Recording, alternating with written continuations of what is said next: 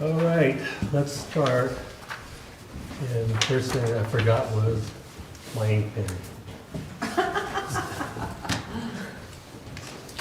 All right. So, we have a new town council liaison, Katie Toulson. Welcome, thank you.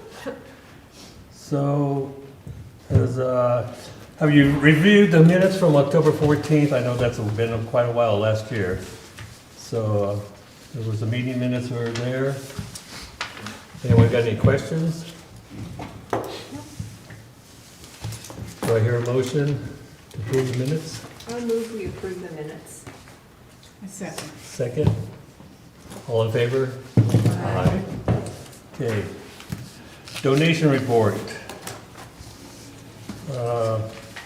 You see on the third page, on September 22nd, you see in red 750. I made an error. I put it was set at 720, and I have the backup for it. It was actually $750. And through that, on the trail side, we paid out for miscellaneous trail supplies, $1,300, $1,308.14, and we have two garage sales. Actually, we have three, but I have the research one. One for $755, and the other for $345. On the general side, we had it said Adler's NRB donation of $230, a refund from the Friends of the Bridger Teton. We sent, if you remember, we sent them $500 check for helping the what do they call it? The ambassadors. Well, they didn't use it all up. They called me back. They got a hold of me. And they couldn't keep it, so they had to send it back. So they sent back $357.20. And I have here somewhere. They didn't use, anyway, they sent back that much. And then we had two community garden supplies, Deb Johnson, $46.78. And we paid for the tree city certification of $12. With that all That said. cost $12? No, Yeah. okay, I didn't know that, okay. Oh, maybe the town paid it. I'll ask. It was $12 on this, Okay, that, okay, from what they sent me. With that said, on the general side, we have a total of $6,127.18. On the trail side, we have a total of $35,976.41. And you see at the top right, the green, we have a total of $42,103.59. Any questions? Yeah, the one you got listed as 230 on 1014, Yeah. that actually was a garage sale. Oh, because, okay, it did say that on the, it just said Adler's donation. Okay, so I'll move it over to the garage sale. Yeah, but it doesn't make any difference. Yeah, you're right, it doesn't really. It was, yeah, I've got it written, it was for, we sold the card table and chairs and Yeah, a bunch of different stuff. So yeah, it was a garage sale. okay. But yeah, it doesn't really matter, you don't have to move it. You don't- Yeah, Just I'll- redesignate it, it wasn't a Okay. donation from us, yeah. I think I'd like to move it just to, Keep it Yeah, consistent. keep it right. It's fine. so still a total of $42,103.59. So I move we approve your report. I second. All in favor? Aye. Aye. All good. Passed.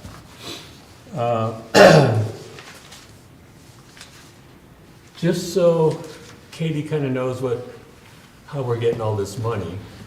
She's been to the garage sale. Our garage sales for the last 3-4 years have been outstanding. We've collected over $10,000 almost every, actually for the last 3 years for sure. Yeah, And that's all from donations. that's insane. That's great. That's just donations. And we have some heavy, big items, you know, the snow blowers, we had a kayak, we had a Canoe? the canoe. Furniture. Yeah, so it's Is it all donated? all donated. Nothing consignment? Yeah, everything's donated to us. And it takes 2 days of garage sailing, and we've done very, very well in the last 3-4 years, actually. Actually, it's been going great. And that's how we can afford buying those 2 new tents that we have now, and so And that's all the how, supplies to work on the. all the supplies. Trails, The most expensive, I think, and Craig will probably say, is the wood and the signs for Trails. trails Fencing. and the fencing. Yeah. Yeah, those are probably the 3 items. Then, you know, the nails and some plywood here and there, but that's where we get this from. Hey, Victor, I just noticed we have a visitor. Oh, I'm sorry. Hi, visitor. Hi, I'm Patricia Nauhoff, and I'm one of the commissioners, but I think Rick may have spoken to you about dark skies, and that's one of the things I'm trying to change Yeah. language a little bit and all that good stuff. We got that on our agenda coming up. Perfect. Did you say, I'm sorry, did you say who you were? Patricia Nauhoff. And what group do you represent? I am on the planning commission. Oh, good, okay, that's good. Thanks. Okay, let's go to Parks and Landscaping report. Well, in front of you, there's no new activity in that regard since the last report.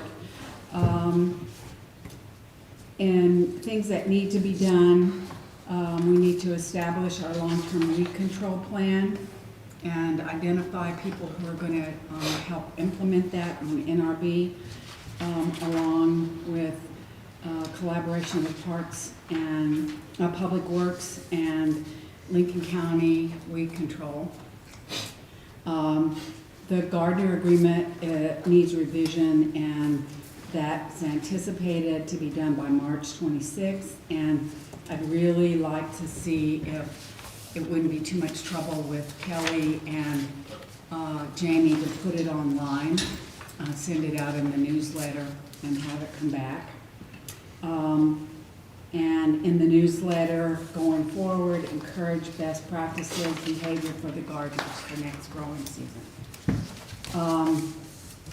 Continue with our planned mowing agreement and agent, and we need to decide when he should start. Make sure that we have contact with him to find out if we're still on board and if our last year's agreement is still in place or it needs revision. Rusty's is the same, I just talked to him the other day, as a matter of fact. And then we need to develop our one-page information sheet on tree diseases for town residents, because that's what's in the 2015 mission and vision statement for this town. And we need to develop a one-page information on planting native plants for pollinator improvement, because that's part of the Wyoming well, let's see, what do they call that group? Kind of like a natural resources group, but not. And then on just questions I have on the new business agenda items, I really am curious about getting asked and answered on these 3 questions. Is it our business, whatever the topic is, these 3 agenda items? Is it a practical issue in terms of cost, volunteer utilization, workforce availability, and prioritization with other projects? And is it enforceable? And so that's just my report, if you have any questions. Who do you see doing the information sheets for the town residents? Is that something what we'll do is we'll assign committee members to do, or? Well, the most obvious answer to that would be that somebody on NRB would take that job on and produce that document. And there's already, I think Rusty has some information. Somebody else I know, and it's out there on the Wyoming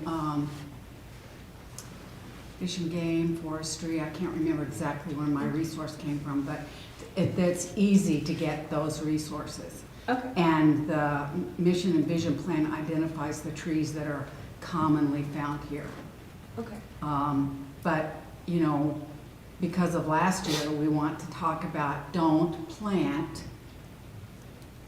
Colorado blue spruce unless you're going to take care of them, because they're very susceptible to Yeah. illness. So we need to talk about disease-resistant trees, and it's mainly for people who are doing new builds. It's also for the residents who have trees already established that are sick. And, you know, do they want to take care of them? And if they do, what steps do they need to take? And we need a contact. Okay. I have a question, number 3. Who is the planned mowing agent? I can't remember. Who? What's his name is our mower? Sean Thompson. Yeah, And so Don is- Thompson? Sean Sean. Is he Thompson. still gonna, has anybody been in Well, contact? I can get in contact with him again. I think, don't you think, Victor, because spring is gonna be here and it'll be busy maybe and early. Yeah, get on his list. We need to So we get can- on his list, Okay. make sure. And what about, who was gonna do the long-term weed? We were gonna make a plan, right? Well, Like a that's gonna- calendar thing? We have it down in new business. Oh, okay, okay. Okay.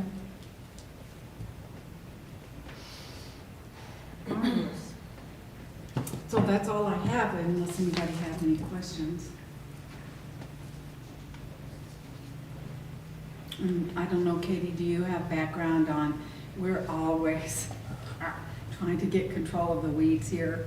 And so last year was not a good year for weed. It was better, I think, than before, but it's not great. And so we really want to try to get on top of weed management as best we Yeah. can. The only knowledge I have is from the Men's Golf Association in the past has gone and helped, and I don't know if that's, No, If that went they away, haven't then- helped with us, have they, Victor? They didn't last year because it was too late. But the And they pri- had No, too they much didn't. money. No, they didn't want need to. Oh, they didn't money. want to, they didn't want That's to. what I thought. But the year before, they had a pretty good haul, Yeah. so. is that something that surprises me that they didn't want to? Because, I know, it. That would- I mean, my dad is a huge part of Yeah. helping, and They that's- told us they that's didn't surprising. need the money. Yeah. but it wasn't from your father, it was from, trying to think who was. But we would love the help. Well, that's, I mean, Yeah. anytime, And plus, anybody. you something know, like that, yeah. what did we give them, $2,000? I Mhm. mean, that's nothing to sneeze at, I think, so. Well, no, and we need the help, and where we really need help, I think, if the town can help us plot, plan or think through or strategize, is with landowners that aren't here, that we can't get in touch with, and they have, spotted knapweed, or what's that weed over by your house? Thistle, some kind of Thistles and this and that, and we could spray if we could get them to let us on their property to spray. Well, we don't have to do that. Right. So in the past, when Greg was still here, they went through all this with the town council and the mayor, and basically they decided that if they don't have a no trespassing sign, Right. because it's an invasive weed, we were going on private land and spraying and pulling. We were mainly pulling, Yeah. not spraying. We were pulling, and the golf association was doing it, and the youth group from the church, or the boys, it was a church youth Church group. group. They did a Years bunch ago, of pulling. It hadn't been that long ago, it's been maybe 3-4 years. And so there was sort of but that's historically, that's how we managed it, because Yeah. they didn't have a no trespassing sign on their property. And what we were talking about is, we think the town needs to get serious about mandating that people that have lots here, if they've got invasive weeds, if I can take a picture of a lot and it's got 55 Yeah. rust thistle on it, we should be able to send that lot owner a statement said, you take care of this or we will, and we'll send you a bill. There needs to be something Yeah. like that. That's what they do at other properties around, Yeah. Is- around the west. Is there an ordinance for weeds? There is, it's a pest, it's a So just not nuisance. being It's not being enforced? It's an enforced. ordinance. Yeah. I wouldn't say it's not being enforced, it's been sparsely enforced. Yeah. Like when I've gone to Jim, he got, like, there was a lot across from my house on Elkhorn. It was, Oh, it had 10,000 must thistle on it that Yeah. came down from Prater. And I told Jim about it, and we got him involved, and he had the landowner get it professionally taken care of. So it has been enforced, but if you drive around town, it's not consistently No, enforced. like up where I live, up at the upper end of Vista Drive, you come around the curve where that house is on the left, and by the trails, Yeah. not See, in that's- the forest. That's but town property. That's town property, and it's full. So and- we treated it last She year, And- treated, yeah. And we but did. we had to do it. We did it, and my husband sprayed it, and we went around and sprayed up, because there's just thistle, thistle, thistle everywhere. So we just really could use help and a plan, and if we have partnerships, Can you do like a thistle pulling party? Yeah. I mean, like, Well, no, that- the answer to that is the roadside spraying Yeah. didn't get Yes. done on time. Time. Yeah. Because the guy that usually do it, which was he just left. Uh, Shumway, wasn't it? Shumway. Yeah. But he became became a a- county commissioner and stopped doing it. Oh. And we didn't find out about it until the middle of the summer, and it was too late. When I- So we missed an entire season of roadside spraying that we pay for. The town pays for it. Yeah. We don't pay for Yeah. that, he doesn't. So But you that, know, last year, I remember Public Works, they started spraying up this road, and they stopped here because their sprayer broke or something, because I remember it popped open and, my suggestion would be is you need to have a meeting with Public Works, Lincoln County Weed and Pest, and town. Katie at least, and maybe, and Trevor, and make a list of Yeah. who's gonna do what and when, and Yes. who's paying for it, and we've got plenty of money to pay for it, it needs to get done. Well, Lincoln County will help us. Well, they But- didn't, no, they won't. No, there's No, Last no, year, they won't, I don't mean they will do it, I mean, They we can. they didn't spray weeds last year because They ran out their of county funding. commissioners said they didn't have the money because of the Yeah. budget constraints. Yeah. So they stopped spraying like along Muddy String. They didn't do any of that. So if you drove down Muddy String last year, it was loaded with musk thistle, and it's because previous years, Lincoln County Weed and Pest did all that. They also came up here for our Weed and Pest Day, and they would go like up Prater Canyon Road on the National Forest. They would go to our trailheads, they'd go to Fox Run Park, and they would spray all the stuff and help us.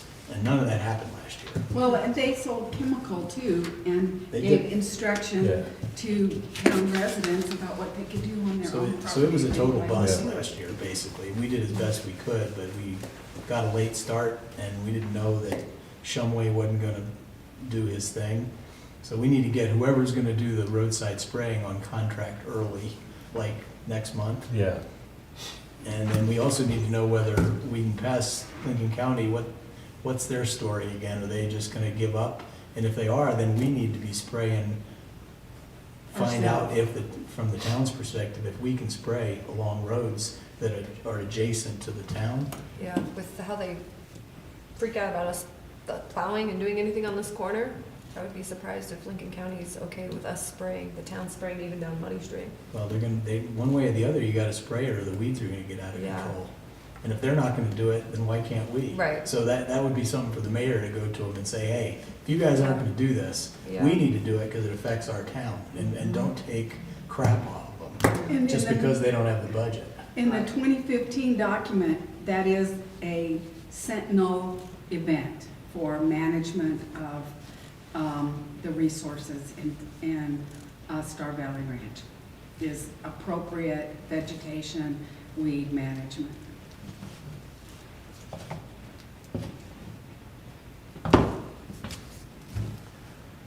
Okay, I was just, and that other guy that I talked to at Lincoln County, I think he was the one that was gonna try to come up with Mitch Wolfley. He works there, but he does that also as a side job of Who did spraying. they get to eventually spray our roadsides last summer? The town? I think it was Mitch Wolfley. Is that who it was? Yeah. His name is Mitch what? Wolfley, Well, Well, it doesn't matter whoever it was. Yeah. The problem Yeah. was last year is we didn't find out till it was too late Yeah. and the weeds were already established, and it probably helped, but it wasn't as good as it normally is. So it needs to be done early, no later than like mid-June, unless it's an abnormally wet year, which it doesn't appear. it doesn't it's gonna appear to be that way. So I would be thinking, yeah, it needs Okay. to be on the schedule for the first part of June. on a Don Day podcast last week, somebody sent a picture in and they were over by Pinedale and it was a dandelion growing in grass. In January, So, yeah. yeah. Okay, let's go to trails. We have to. It's January. Yeah. Everybody should have gotten an email. Yeah. Thank you.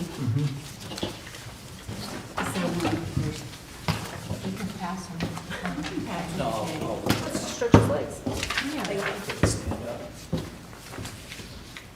you. Okay, so the summary of work days on different trails and trailheads is on there first. It's been pretty average. I'll talk about the stuff that's been going on down below, but everybody can see. Let's see, the things of note, we've had, between Phil and Larry, they've done the Vista Trailhead several times, 3 times, which is good, because it's needed it, and it's getting a lot, you said it, you didn't see anybody there, I've seen, Oh, no, There's a lot. the day we did it, there wasn't anybody there, but there are people there's there. a lot of people using it. Yeah, they're using it, so, So, for future reference, that trailhead that pull out off of Vista Drive, it's getting a lot, it basically mirrors the Cedar Creek, Yeah. Cedar Creek one is full on weekends all the time, so, both of them, and the association's doing a good job of taking care of that one, but, and then, you see 2 days to move the trail shed, that was a great success, and what else is on here? The garage sale is ongoing, 3 days worth of garage sale stuff, and then those were the last 3 entries, Victor, Okay. that we sold. I haven't accounted for anything since the 4th of December. And that's the total, the pre-sale total is almost $4,000 for this next year. Wow. Okay? Thank Deb for all that work. Just what happens is all these big ticket items that we don't sell at the end, they're always for sale throughout the whole year, so that's what Craig and Deb, I think Deb's mostly put them online and Wow. Yep. Nice. Okay, the down tree removal, you'll see in the pictures, there are 4 down trees so far, which is, probably average. 3 of them were on cedar. The upper left, the upper right, and the lower left were all Cedar Creek Trail trees that had to be removed. And then the last one with my pups is a Vista. Love your helpers. Vista Prater. They're tied to the tree so they won't chase the moose. That one's on Vista Prater up on the Prater Canyon. So those are all taken care of, and we don't know of any others at this point. So that's one of our main things from the Forest Service, is to keep the down timber off the trails, and that takes sometimes it takes a lot of effort. Luckily, Phil got this one, the first one on the upper left, it was 2 miles up Cedar. These other 2 on Cedar were pretty close, 1.5 mile in. And then the Vista Prater one is just tough to get to, but it's not that far. Does somebody just report a down tree to you guys and then Just you email take me. it upon or- yourself to go do it? Yeah, I have somebody on the trail crew do it. Okay. Yeah. So either I do it, or I've got all sorts of, Phil does it, or Bennett, Victor, it doesn't matter. I just put out I usually have a core group of trail workers that I know that are trained and know what they're doing. Right. And I just text them and say, anybody can go do this tree, and so we get them taken care of, one way or the other. So that was good. The next item, the Knucklehead Rock, Joanne was there, Joanne and I were there, and Phil was Phil there. was there, yeah. Yeah, 3 of us were there, so basically I had the hydrologist involved with Knucklehead Rock Yeah. when we were doing the trail stabilization along the edge there, and they finally decided, the Forest Service did, that they wanted to get rid of the rock so it wouldn't keep affecting our trail. So they came in and we helped them. We had 4 volunteers out there and they had 3, and we hauled all the gear in there and they blasted the rock to smithereens. There's still a little bit of it left, and we might still have to do a little bit of work there, but it got it, the majority of that huge structure, because they were afraid it was gonna continue to Okay. catch logs and divert the water against the trail and undercut the trail more, so that was taken care of, and we didn't hear any feedback, negative, positive, et cetera, and then we'll wait and see what happens in the spring to make sure that it works okay. But that was cool, that was a cool project. All right, infrastructure projects, I've got like pictures of all these on the next set of pages. So I'm just gonna go down the pictures because it's easier that way. Let's see, the trail shed move took us 2 days. The only things I wanted to talk about on that were on the left side of the I call it the north side of the trail shed there is probably where we're gonna wanna do a lean-to. Yeah. And we'll talk about that later. And then Phil, probably, once you're functional again, that area to the south side is pretty muddy. And I'm gonna wanna move stone from that pile and re-stone this area so that it's not muddy when we're getting in it, because people are gonna end up parking there and, yeah. Sure. And that's, I'm thinking June, maybe. Oh, yeah, I'll be ready by then. Yeah, I figured you'll be ready. I better be. Maybe by June. Better. I'm going crazy already. All right, so the next picture, that one's for you. What You're- is that? It's hard to tell what it is. That is the valve pit cover at Cedar Creek Trailhead, and it's basically a safety cover that we put over this big pit that's part of the water infrastructure for Stewart's. And it's right along the road, and we cover it for safety reasons, to keep kids and dogs, because it's pretty deep and it's got sharp edges on it. And the snow was so heavy and wet that it destroyed the top again. We might have to make another We one. might have to either that or brace it, take it off and brace it We better. on the braced bottom. it twice already. I know, so I'll leave that up to you, but we'll deal with that in the summer. Okay. So that's what that picture's about. I just wanted you to know. We finished the gate signage. That was what that picture's about. So the gate area there is pretty much finished. And I don't think there was anything else left to do there.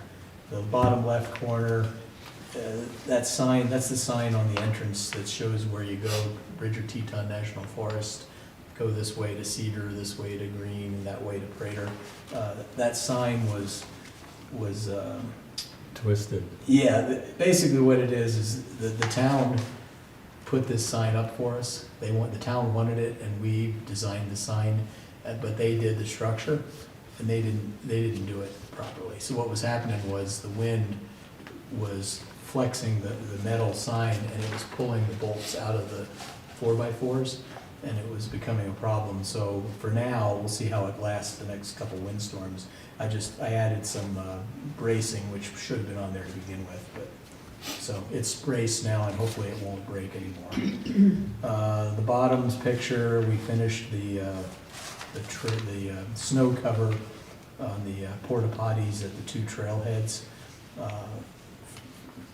For your edification, for the last 2 years in a row, the porta potties have been crushed by snow weight, and I've had to have them replaced. It didn't cost us anything, it's just, it puts them out of commission for a while. So we decided to build a structure with a metal roof and hopefully keep the snow from crushing the porta potties. That's at Green and Cedar. So that project is done except for painting and staining in the summer.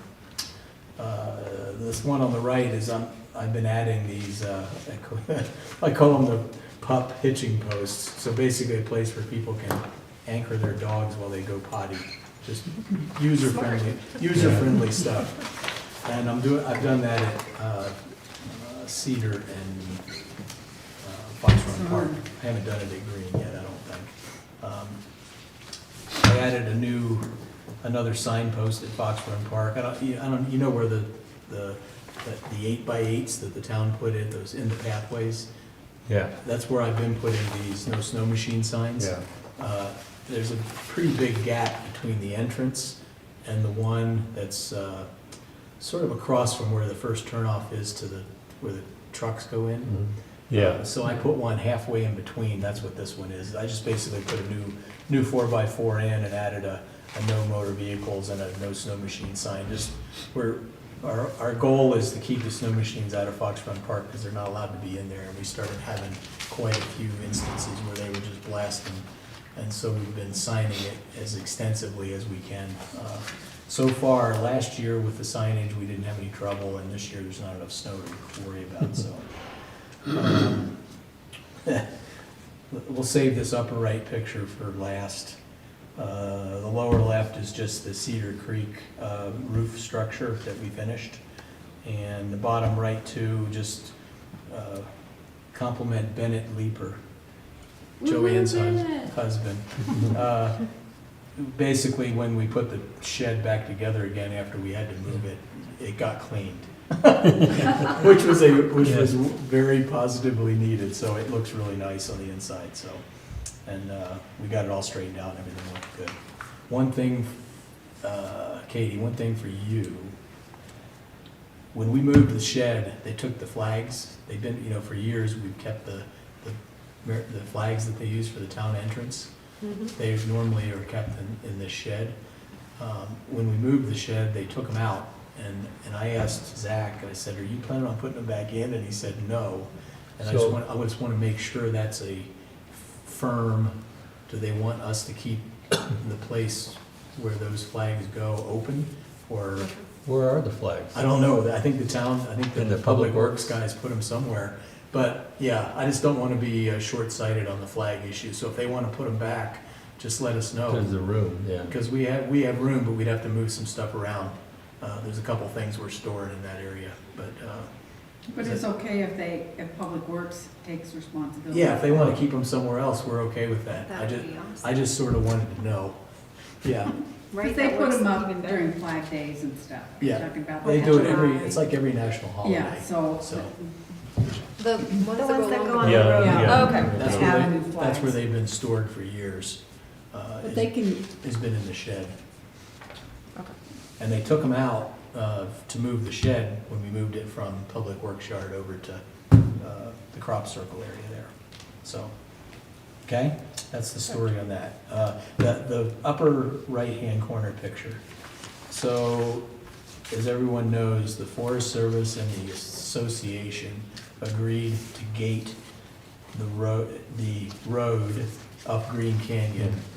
It's not a road in the National Forest directory, so they don't consider it a road. They basically gave the association a special use permit for water infrastructure to be able to access their water stuff up that pathway, we'll call it, so we're not gonna call it a road. And they agreed a couple years ago now to close that gate and lock it to keep, because they were having all sorts of vandalism and stuff up there on their infrastructure. So that gate has been closed for almost 2 years. Well, there has developed a dirt bike Trail, path yeah. around the gate. And we're having problems with dirt bikes on our trails up on Maple. It's all non-motorized up there, and I think the intent for the Forest Service was to keep vehicles out. So I asked the association, Ernie, I asked him if he minded if we blocked this area with a fence to keep the people from bypassing the gate, and he said he's okay with it. But I've got to ask the Forest Service before I do it, so that's what this is about. So basically, we have an issue with dirt bikes. You'll see it in a couple places else in the report, but they're basically going up there, and I don't think they want them going up there, so, but I have to talk to the Forest Service about But it. they're accessing our trails, the trails up Yeah. high, once they get up. They're going up on there, that and road. they're going up Yeah. Valley View from that entrance off of Yeah. Green Canyon Road, because we had all sorts of tracks on the trail, and they're not, so we're gonna do some mechanical obstacles for that problem also, but, does anybody have any inputs on that, other than, you know, it's one of those things where it's an association and Forest Service deal, Yeah. but we generally do all the work on the forest in this area, so I just have to get approval from Mirinda before I would do anything. I think if the Forest Service approves it, we should put a fence up. Yeah. And we may have Oh. to go so far as to say, hello, no dirt bikes, come on, walk. Yeah, that's just, they're getting more and more brazen. And it's just, You know, it's one of those things where I don't know that they're not allowed I don't know what the rules are, in fact. I'll have to ask the Forest Service. Are they allowed to just blast around No. anywhere in the forest, or they have to be on a motorized trail? I don't know the answer to that, but last year, when we were working on Maple Trail, Yeah. they were blasting that whole hillside right below Maple Trail while we were up there working. So it's becoming, they're just, you know, people want to recreate and they're looking for, and I understand that, but I don't know what the rules are, so I'll find out the rules. And they'll probably let me know that they don't want them bypassing this well, gate. there's but mountain ecology up there. There's a in lot of France, reasons not to, and but, that, they don't deserve to be overridden by mountain bikes. but you gotta go with whatever the Forest Right, Service's you're right, rules are, so. so it's right to check with them first. So, okay, so that's all the infrastructure stuff. Let me make sure I didn't miss anything. Shed relocate, valve pit cover, the cedar gate, the bracing, potty enclosures, the hitch, the new sign, the bypass of the Green Canyon gate, and the organization of the trail shed. Okay, that's all on the infrastructure. The ambassador planning, just as a reminder, I just had contact from Jennifer, the Friends of the Bridger Teton, and she's planning on proceeding ahead with an attempt to do the ambassadors again this year. And, you know, they want to have them live in the RV park. So I put her in contact with Nancy Dana, who's our contact person Yeah. for LVI. And I don't know what, you know, I don't know if they're gonna like offer us a reduced rate to park their RVs in there, or if they will sponsor them. I don't know what's gonna happen, but that, basically what she's trying to do is she wants to have the same, try to get two ambassadors to do similar stuff to last year, but we will probably add more stuff to what they actually do. Besides just being at the trailheads, we'll probably have them do some invasive weed control. There's a bunch of other stuff we can have the ambassadors work on while they're here. And it's one of those things where the Friends of the Bridger Teton will pay for them. And then, Go I ahead. think also too, last year we even talked about it, that even, we could even help with some of the pay, if it's gonna be Yes. need to pay, we would help. Well, that's why I'm bringing it up, Yeah. because once we get into the questioning, I don't know whether LVI will Yeah. donate slots to two ambassadors or not. But it's one of those things where maybe if they won't donate them, maybe we can get a reduced rate, and then we can help pay Yeah. to have them come. Because Yeah. basically they come for 3 months, they live close to the work, and then we have them, you know, they're working whatever we want them to, and, you know, it'll be primarily weekends, because that's when we have the huge amount of people at the trailheads and need somebody that's Yeah. Be actually. there.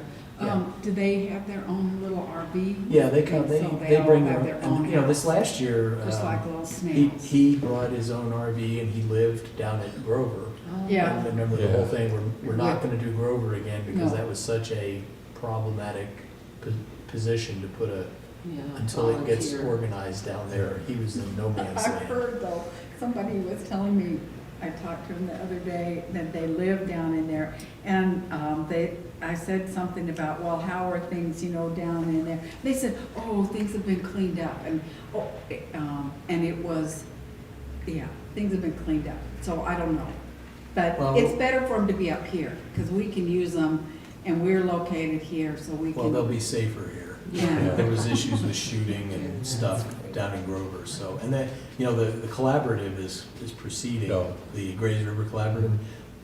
That's their number 2 priority project is Grover Park, but they're doing like a massive Study. planning, 2-year Yeah. company to develop, and do trails and motorized and non-motorized and camping and signage. It's a pretty big deal, but it's not something that's gonna be fixed in the near term. So in the shorter term, Jennifer said she'd rather the ambassadors be up here where they would feel more welcome.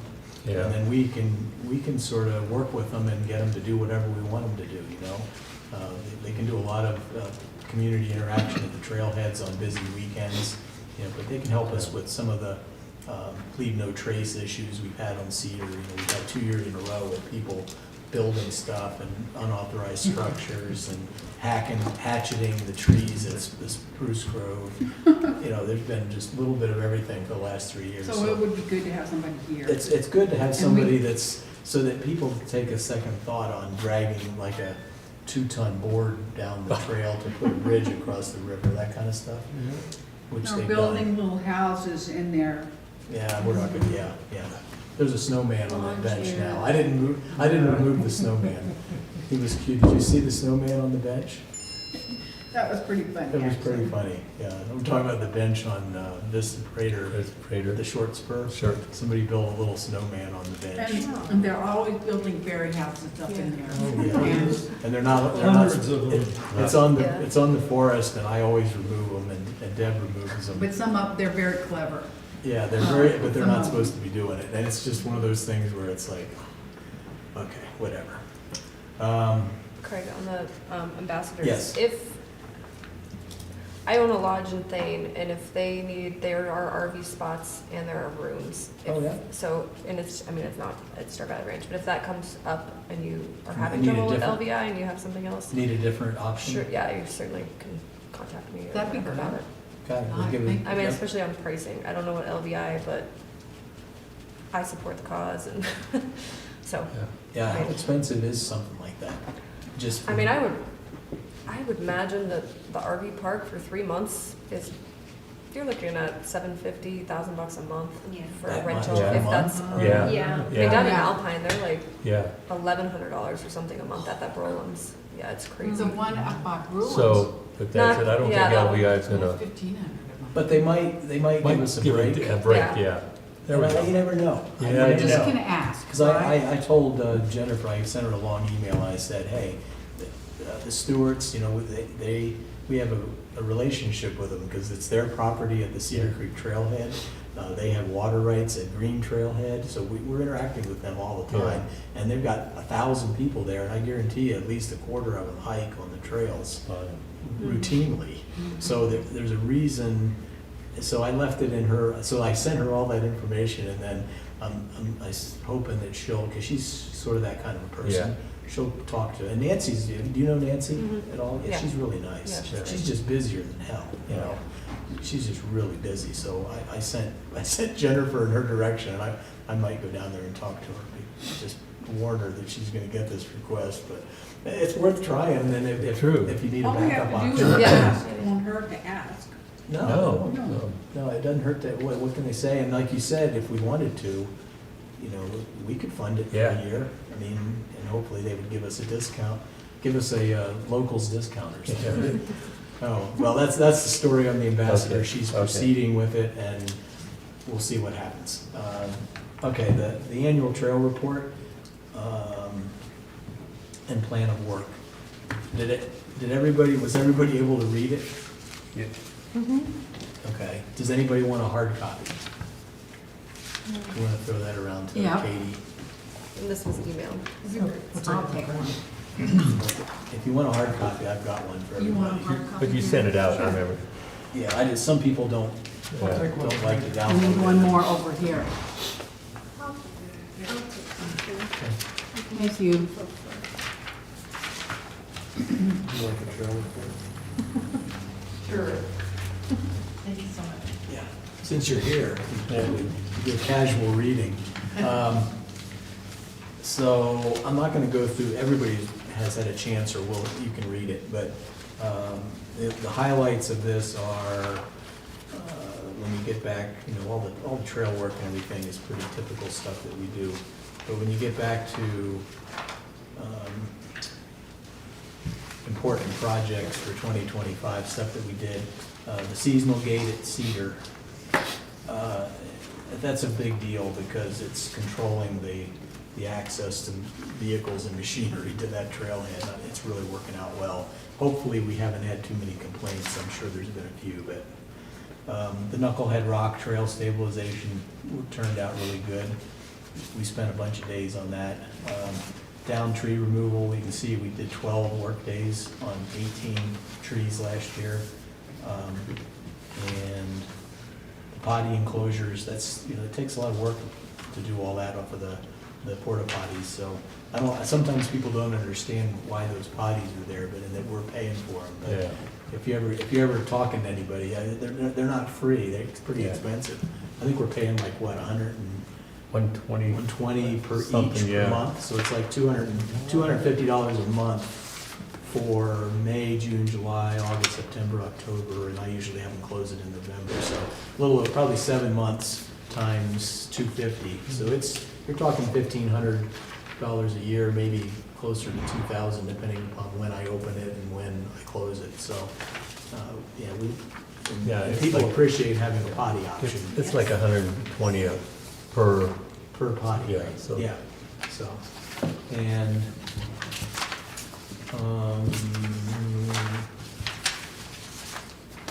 invasive weed control, we talked about that already. Probably the biggest one there, the Cedar Creek and the Prater Murphy. You haven't gone up there, but man, we put in, this was the most unbelievable year for water bars and trails. Oh, yeah. Oh my gosh, we probably put in excess of 50 water bars and I call them rest steps, water bars, and trail breaks. Because sometimes they're on a portion of a trail that needs a water bar, which is basically a way to get moisture off the trail so it doesn't erode. Because if the water comes down the middle of the trail, it V's it, and it just makes it really hard to walk on. So if you put water bars on it, it gets the water off, then over years, the trail stabilizes, and then you have a nice hiking surface. But then a lot of them, because these trails, like particularly Prater Murphy, were made by goats or sheep or something, probably sheep. There's the vertical incline is just ridiculous. So you're almost putting steps in. I call it trail breaks. It's basically to break up, because people eventually during the summer, if you don't go up there and rake it all the time, the trail gets rocks on it and Coming down, pebbles. too. And when you're coming down, it's worse coming down, way worse. It's probably 3 times worse. So what we've been trying to do is, we spent a lot of time on that. We probably, I don't know how many work days did I say here, 19 days? We did a lot of days. So that was the main stuff that we were working on this year. And then I talk about the garage sale, which is important for our funding, the weed control, the leave no trace. This structure was crazy. So the key to that is, I try to put articles in the newsletter for the town. I put it on Facebook so that people see that, hey, that you're not allowed to do this. Even though we own the Forest Service has rules. So that one was crazy. How many kids and We don't know who does them. I'm Jeez. assuming it's teenagers. It was major construction. it looks like It it. was like almost a condo being built back then. And then It's really They don't have cool. enough. it was so, Yeah. it's a It's like shame. cool to put stuff up that high, and, Uh, I mean, you've gotta admire the cleverness of it, but At least, I will say this one this year, there was no trash or garbage or tools the only thing that was foreign that was left was the string where they lashed timbers together to make the roof and walls and stuff like that. But the one the previous year was a disaster.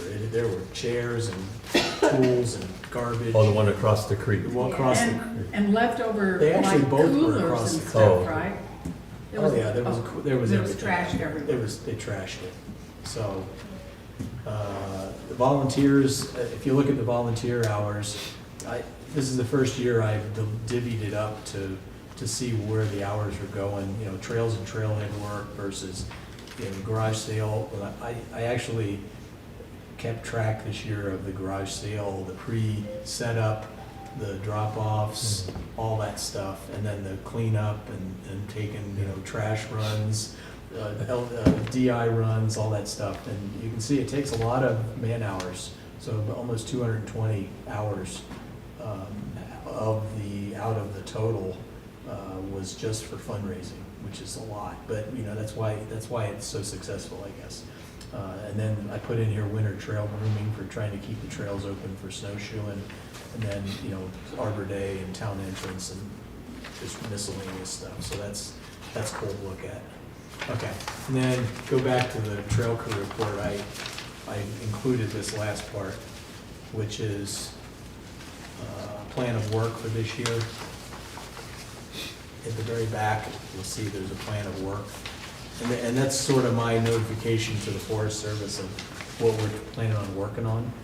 And I'm attempting to have a meeting with Miranda here to talk about this stuff here shortly. But just for your edification to know what I'm working on and what I'm hoping to work on. So the first section there, you know, it says maintain the trailheads. That's pretty standard stuff. On the trails on Vista Prater Valley View, I call it the Green Canyon Complex. There's a couple of projects that we want to do, and some of this comes from Phil and me and Bennett, who have been the primary guys out on the cruise. You know, when you're out there on the cruise day in, day out for a whole summer, you see stuff and you go, this would be good if we fix this, you know, or this is a problem, or I've gotten reports from hikers that we have issues. So that's somewhat where some of this comes from. So the first one is, you know, where the Vista Prater Trail crosses the Prater drainage on the north end. Every year that gets blocked by runoff, and then it moves all the rocks around, and we have to go in and fix it. And people that aren't adventuresome can't hike it because they don't want to get their feet wet. So what we're going to do is we're going to try to install some log infrastructure that allows us to channel the water and maybe potentially put a log, kind of a bridge, all natural stuff across at that location, so that we don't have to constantly go in and fix it every year. Does that make sense? Yeah.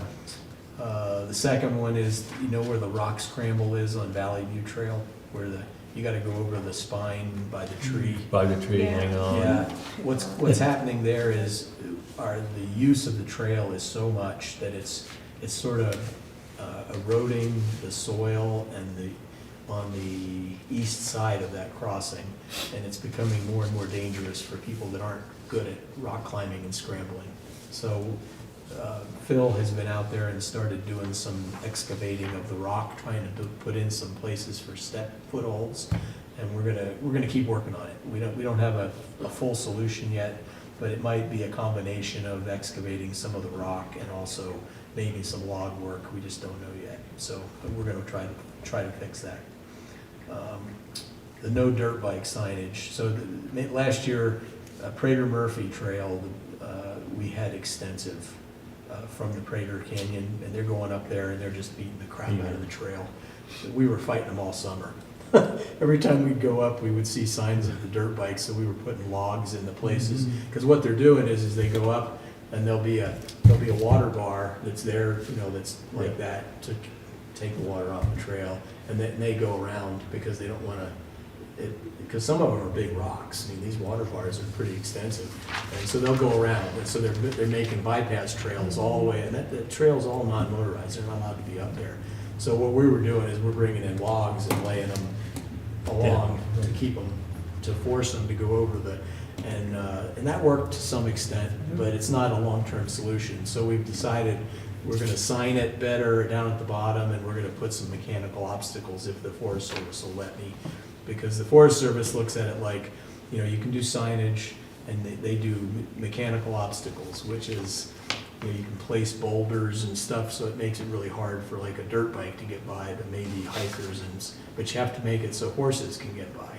Yeah. So it's a hard problem, but so we're working on it. So that's what that's all about.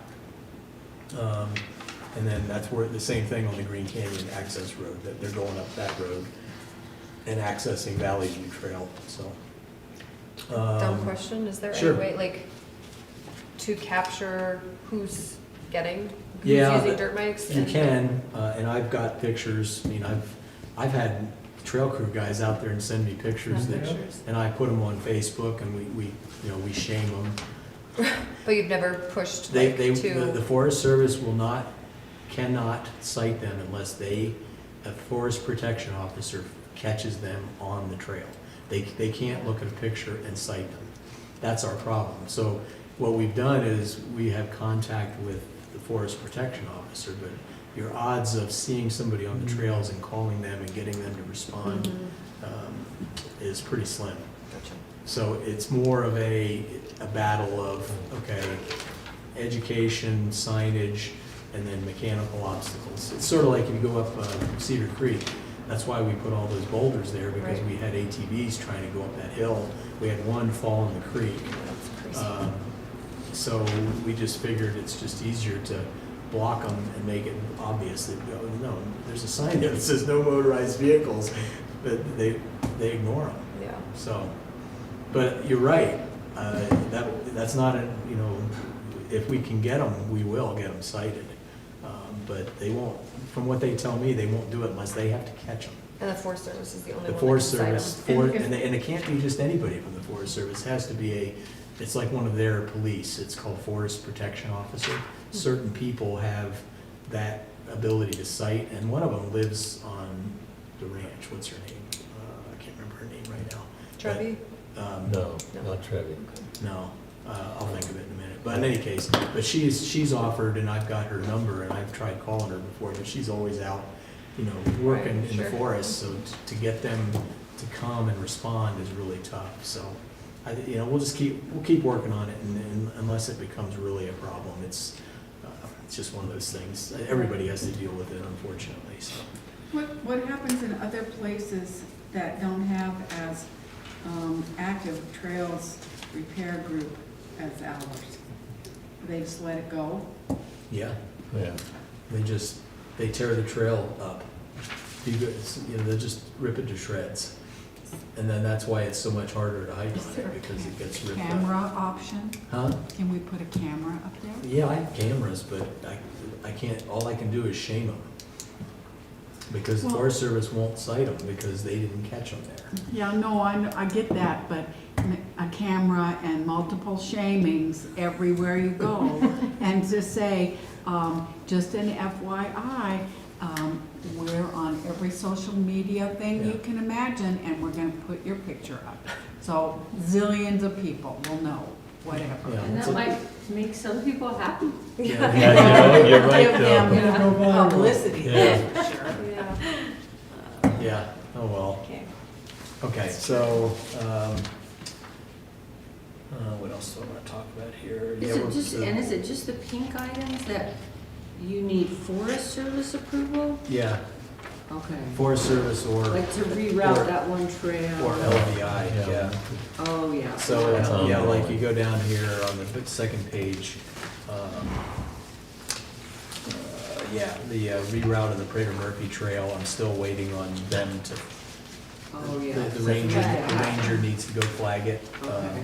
He's been with me once, but he wants to go back and do it again. And then Justin, right? the parking area, I'm probably gonna get Friends of the Bridger Teton involved in that one, because Katie, just so you know, when you go in Prater Canyon, off of Cedar Drive, and it turns into the Prater Canyon going up Prater, right there on the right, there's like an area, and actually it's being used for parking now because the snow isn't very deep, and I've talked to the Forest Service about it, and they're okay with it. We want to put a small parking area there, because what's happening is in the summer, anybody that doesn't have a high wheel clearance vehicle, they're parking on the road, and they're not allowed to. And so we want to give them an option to be able to get off of town road Right, onto the forest and park. It's like 20 yards from the from the road. road Yeah. to where the parking will be. And the Forest Service told me, this is Justin, that area looks like it's been disturbed before for logging, so he's okay if we do that. But he wants to flag it. He wants to be here to mark it out before we do the construction. And it's not gonna be extensive, it'll just be moving some dirt around and putting some road base in probably, and then maybe a couple sections of fence and a sign or two, that kind of thing. So it'll be fairly inexpensive, probably a couple $1,000s at most. And it allows us to get people access to the forest without getting in trouble with the town by parking right there where they're not supposed to park. And they're parking there all the time. Has the town basically just given up on enforcement up there? I don't know. I mean, I don't know how, Jim's been off for 6 weeks Yeah. on medical leave, but I don't know how much activity is even happening right now. Oh, Because the there's all skiing sorts, is I see it terrible. all the time. Yeah. Yeah, because you can go up there anytime it snows and you can see. I guess I where- didn't realize that, because there is a spot where I ski out of there, when there's snow, and there's a spot to park. Is that not, On the road? yeah, just off to the left? Yeah, you're not allowed to park there. Because there's always cars parked there. Yeah, they There's don't always have, cars. they don't have Yeah. signs there that say no parking here. There's one sign that says no No. parking on town roads. There's a history here. So way back when, this is many years ago, we sort of came to an agreement because it was happening anyway, and we signed it and said, we put a signpost there and we said, it's okay to park here. And then a couple, 3, 4 years ago, the town decided, no, we're not, and they took our sign off, even though the sign was totally agreed to between Greg and the town. And they said, no, we're not gonna do that. And now there's a sign there that says no parking like the rest of the town roads, which is, okay, if that's what they wanna do, that's fine. But, yeah, you're not supposed to park there, and people do it all the time, and it's just, you're taking a chance on getting your car towed if you park there. Now, this year, because there's not been a bunch of snow, it hasn't been an issue. Yeah. And I don't know whether the owner, are you familiar with the house right there? I just sold the lot that is the closest one to the Forest Service, that When they put the they culvert in, culvert in? and then Wade Paul above Yeah. bought it, so he's trying to preserve that and not, but I have life parking in his, where I put the His culvert little- in. His little private pull-out there? Yeah, but he's put I mean, he had to, after I put that culvert in, he had to go down and put the chain Yeah. on it or lock on it or whatever. Oh, yeah, yeah. Because people were Because parked there. there's people with trucks and snow Yeah. machines. Yeah, and horse they're trailers, all sorts of constantly stuff up are in there. And so, yeah, so that's what this parking area is about. We initially were gonna try to do it in the winter also, but the town is not interested in dealing with the Forest Service and plowing up on the forest, because that's a whole animal in and of itself. Right. Is for them to have their equipment on the forests. So the town is not interested in that at all. So we sort of gave up on that, but I still think it needs to be done for summer.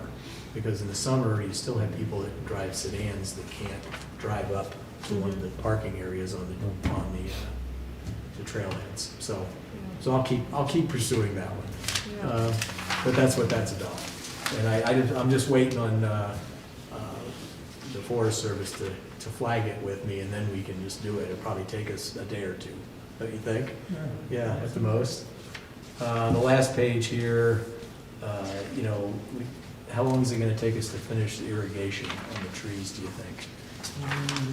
On Foxwine Park, Yeah, it depends how many volunteers we have. I know, that's, Because for each tree, we have to put 2 holes and put the Put the drip irrigation, those are, nozzles in. yeah, those are, but how many trees are we talking? Probably 75? I thought it was more like 150. I bet Is it's. that 150? Yeah. Okay. Yeah. So that'll probably take us a couple of 72 days, big trees just in right? Converse. Probably take us a couple of days, Yeah. a couple of Depending work. Well, yeah, like you said though, Yeah, how many if you have volunteers? 2 volunteers, it'll take a week. If you Yeah, well, have we can 6 get, volunteers. we can generate a crew of 6 Oh, to finish I think that. so. We might be able to do it in a day.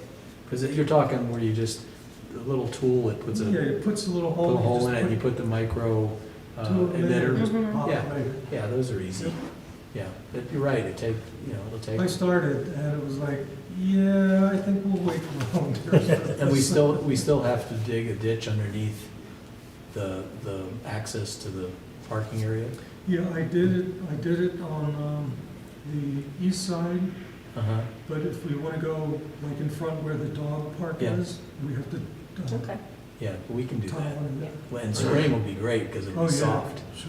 So we'll get on that in like late April or early May, because we can't do other trail work then, and that area melts off the soonest. Yep. So we'll just put it on the Yeah, schedule work out early. good.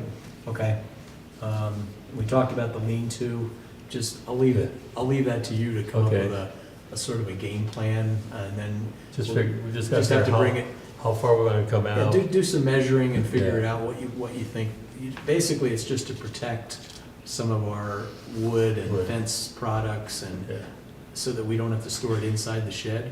okay. And then we'll just have to come back to the NRB and say, hey, it's gonna cost this much, and it'll probably take us a day to construct it, don't you think? Yes. Yeah, okay, and we'll just put it on the schedule, okay? And then the last one, I'm still planning on, I gotta talk to LVI again about the fence along Oh, Fox Run Park. yeah. And I'm still waiting on, you won't understand this, because you weren't here in all the discussion, but this is, so, a couple of years ago, we were having a huge problem with dirt bikes and ATVs blasting through Public Works and going over to Stewart's. So, going to the back past where our trail shed used to be, and then out into Stewart's Field, which is that field next to the north of the Public Works yard. And so we had decided that at that time, we were gonna try to fence, because they were also going over the berm into the Fox Run Park.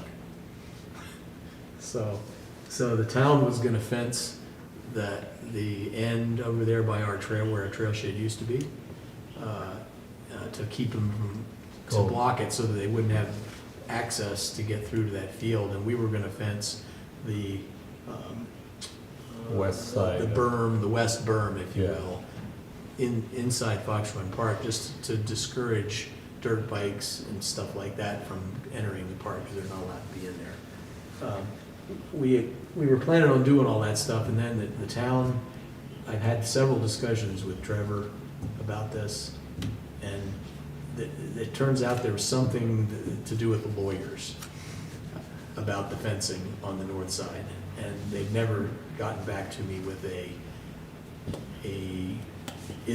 does the town want to fence that? Do they not want to fence it? So in the interim, have you ever walked out there on, Yeah. you know, along that edge on the north side when you're walking the trail around? It's got that old barbed wire fence that's sort of half down, half up, right along the border between Stewart and Fox Run Park. Well, another way of deterring them would be to fence that with buck and pole fence, like we've done, like on the front of Fox Run Park. You know, it looks nice. Yeah. It's a great deterrent for snow machines, and it would help us with this issue also. So that's one of those things that I want to approach the Stewarts and see if they mind if we did that. And mainly just to get rid of the barbed wire, because That's dangerous. it's tacky, it's dangerous, Yeah. it hurts wildlife.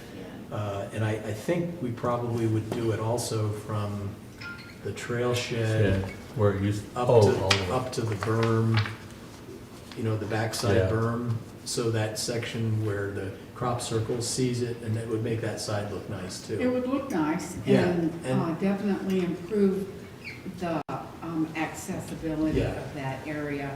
And the other thing that I think is important for the town to decide is there's a limited amount of work that this group can continually do to repair things and fix things that are really, if we do early intervention as prevention, like the fencing, it would solve lots of problems and reduce the workload on things. As opposed to waiting for things to fall apart. Yeah, or somebody to get caught up in the barbed wire fencing. I want to put a bluebird trail up there. Yeah, well, so that's on my list, but I've got to coordinate with LVI Yeah. before I'll come back and I'll measure it and I'll What are we figure out how looking much at it's gonna there? cost, before I get serious about it. This is the last topic. This is the All Trails info. It's the first time, this is our first full year where I actually get data from, if you're not familiar, basically, Katie, when I was dealing with Friends of the Bridger Teton, they are, had a real good relationship with this company, All Trails, and they put us in touch with them, and basically All Trails lets me be the manager of our trails on All Trails. So it used to be that all the stuff that was on All Trails was sort of like AI generated from user comments and things like that. So it wasn't real accurate. Some of it was accurate, some of it wasn't. Some of it was like, that's weird. Where did that come from? And I find out it's basically AI generated trail info, and some of the routes were not correct. So basically, a couple of years ago, once they allowed me to, and there was a training session involved, I'm able to go in and fix the trails in All Trails so that they're correct.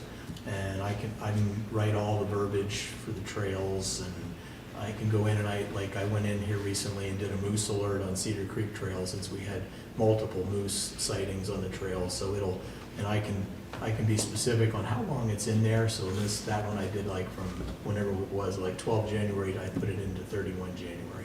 And I can go in and cancel it. I can put avalanche warnings. I can do anything. Road washouts.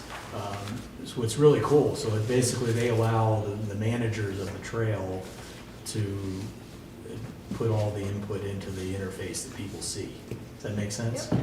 And then as part of that, I get access to all this data, which is sort of cool. So this was, I just called this up. I've never done this before because I sort of let the data grow for a year to see, because it didn't mean anything to me. But the couple of things that I saw in here, this data was from 1 April to 31 December of last year. And you'll see that, one of the odd things about the way that the trails work on All Trails is the trails have to start at a trailhead. So for instance, Maple Trail does not start at a trailhead. So in order for me to put Maple Trail in All Trails, I had to have it go from the Green Canyon trailhead up part of Vista Prater and then up Maple. So there's some weird things like that, right? So that's why you'll see there's 11 trails in here. I was just gonna ask you, why That's- is it only 10 names? Yeah. Well, there's the 11th one is the Got cut off or is the something. Fox Run Park Paracourse Loop was the 11th one. Yeah, it got cut off. So, but it was the last of all of these Okay. trails. So basically, that's where the 11 trails come from. You can see they designate how many people are looking at the trails Cool. over a period. So basically, there were 13,000 or 14,000 people looking at them over the last those 9 or 10 months, and they compare it to the previous year, which obviously it's up because it's new and people are starting to find it. And then I can see all the reviews, which is nice. I can go in and see what people are saying. If it's buggy or there's whatever you see. Yeah. We can't walk because there's water. Yeah, it's sort of nice, and I just review it every now and then, but, the number of reviews is up, and then the rating has been pretty consistent. It's been, pretty darn good. 5 is the maximum, so. That's good. So the trail ratings have been consistently right around 4.8 or 4.9, which means most people are happy when they go out, which is what you would hope to see. So then, if you look down there on the next section, you can see each trail. Like Cedar Creek Trail is the most popular. So this is the based upon page views. It doesn't mean how many people have hiked it. Okay, that's how many people have researched it, looked at it online, looked at it on their app, and then you can see that Cedar Creek, obviously, and Vista Prater, which is that it doesn't show the whole thing, but it's the loop. It's Vista Prater, Valley View, Maple Loop. Loop trail. And then the third one is the Prater Mountain via Prater Murphy Trail. Okay, so, and then you'll see there's also a Prater Mountain via Murphy Creek. And then there's a Vista Prater Trail, which is just the Vista Prater Trail. which would go from Vista Drive up to Prater and back. It's an out and back. So that's sort of the way it works. And you can sort of get a feel for what people are looking at over the last year and what's more popular, which is sort of interesting data. They show you what people are doing. I'm going to put an input to them that I would ask them to add snowshoeing, because we have a lot of people that snowshoe. But you'll see obviously hiking and mountain biking is just a little bit, but there are some mountain bikers, a lot of trail runners, almost 10% are trail runners. So it sort of gives you an idea of what people are doing, and by looking at what people are interested in, which trails and what they're doing, it allows you to have some data on what should we be working on. So where should we spend most of our time or effort and that kind of thing. And then down at the next spot, the bottom part there, it just says that you can see the visitor count and how it spikes in June and July, and it's pretty low in April and past November. This data, I don't know where they get this data from, but I thought it was interesting. It is. The lower right is that people traveled, and this is for that whole period, April to December, 20% of them traveled between 50 and 200 miles to get to the trails. 38% traveled less than 50 miles, which would be local people, and 41% traveled more than 200 miles. So you got to remember that most of the local people are not probably using all trails. Means there are some people that do, like Paul Langevin. Paul Langevin? He does it religiously. He rates it, and every time he goes, he uses it. So there are some local people just to use the app and get the data in there. And I do it, and I know other people do it. So it's not bad to do, because it helps with your to see when people are using it, and what trails are people using. But yeah, I was sort of shocked but it does make sense that there would be a lot of people from out of town that would be using the app versus the locals who know where the trails are. And that's probably why that number is so high, would be my guess. But I don't know where they generate that number from, so I'm going to ask them about that. How do they know that? But they have There must be a question that they Or it just tracks their app. There isn't, because I go in and rate the trails all the time, and I've never seen a question that. Yeah, but Maybe maybe it's the based on your algorithm. home location. I think it's an algorithm kind of thing. Yeah, I bet it is. Where your phone number is from, or Yeah. that kind of a thing. I don't know. Well, I met last year I met a couple from Indianapolis, Yeah, and they were in Jackson, and then they were on the All Trails, and they came down here because they Yeah. saw. yeah. So yeah, and the data is quite interesting, and like most data, I go in on my computer, and it's beyond comprehension, the amount of stuff you can overlay, and it's crazy. Yeah, it's way too much. That's about right. Once a year, I'll take a look at it, and every now and then I just review the reviews to see if there's a problem going on, or that kind of thing. So yeah, but I think the collaboration with All Trails has been good. Now, it would be nice, the problem they have is the Forest Service doesn't have the manning to do this on any of the other trails, because they don't have anybody that can sit down and write these things or keep track, that kind of stuff. So it's one of those things I'm going to ask Miranda if it's one of those things that we have enough people that we could go hike a trail and check the breadcrumb and make sure that it's accurate, and then write a good description of like Lost Creek Trail, which is a good example, That's a good one. or Strawberry Creek Trail. We could go in and get, so that way you'd have better All Trails data on these trails instead of what was there before. So Is that something ambassadors could do? yes, well, they could help us. Help, but They could I help mean, you write. could bring them in, they Yes, could write. They could write, They could go get on the hike and get the GPS breadcrumbs. Yeah. And then the thing that they can't do, which I still have to figure out, is, All Trails will give me access to these trails because I'm the manager. And then how do you get access to another trail?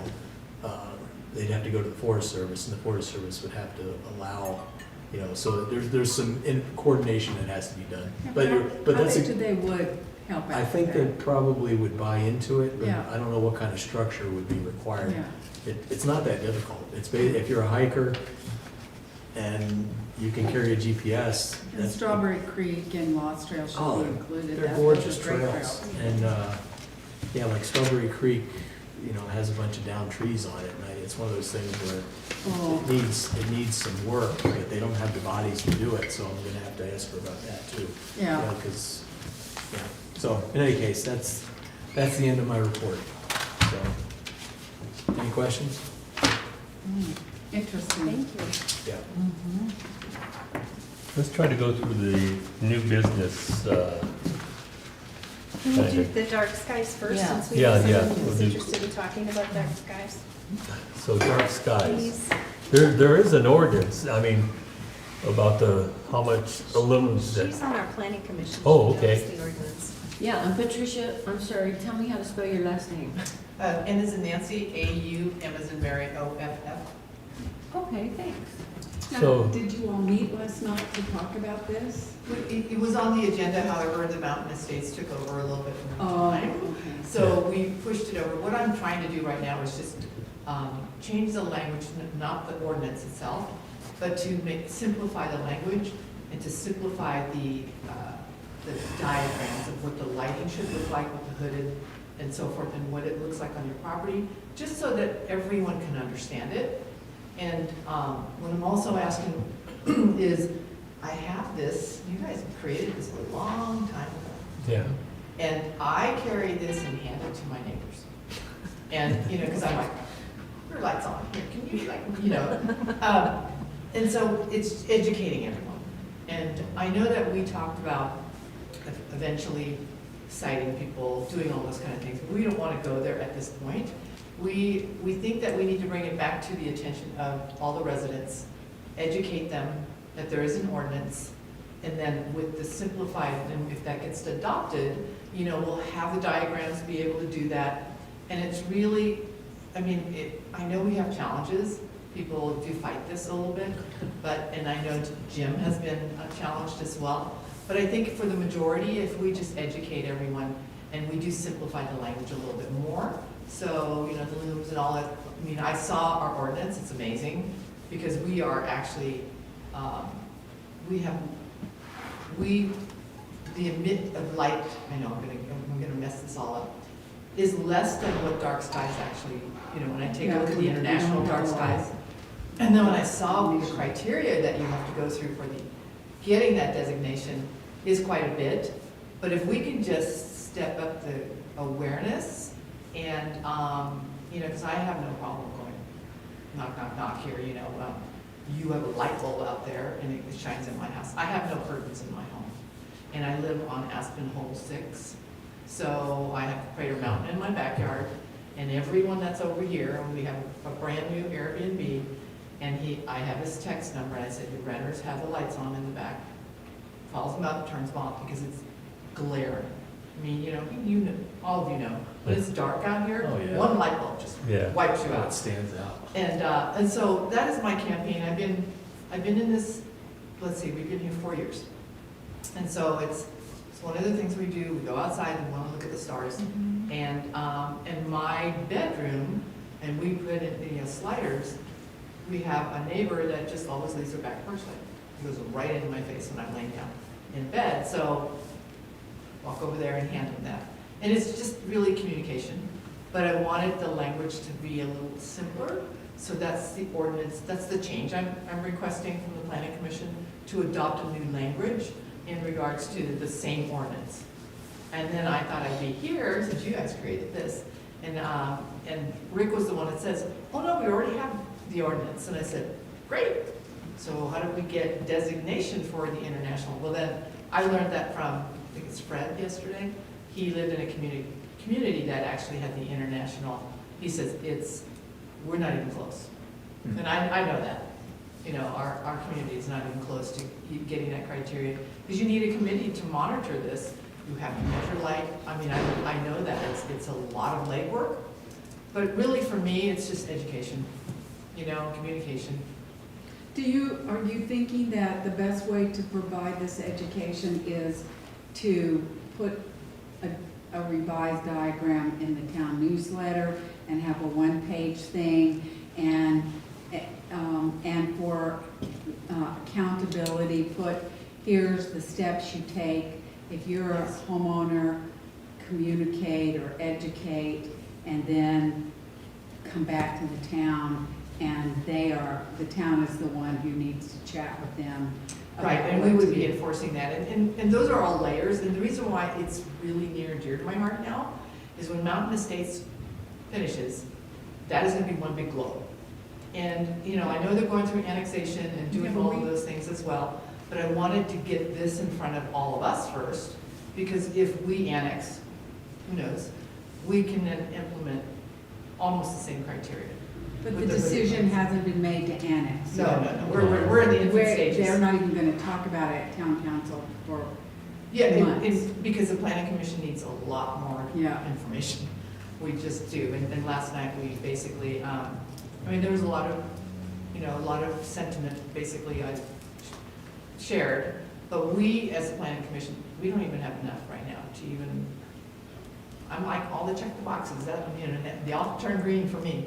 And so we have a lot of questions, and I know Trevor is gathering the information, I know Dirk's gonna come back, I'm sure we have a lot more questions for him. But I look at this as one step right now in just educating our community, because if we get more communities that come into the area, I mean, if I can do dark skies in the entire Star Valley, I'm in. But I know that's not gonna happen, because we have that one building that's across the way that is just glaring, and I think that's Kersley, that big building that you guys view when you turn. which building is that? It's probably the nursery. They have the lights all the way Oh, around that really big yeah. one. Is it Kersley? Kersley.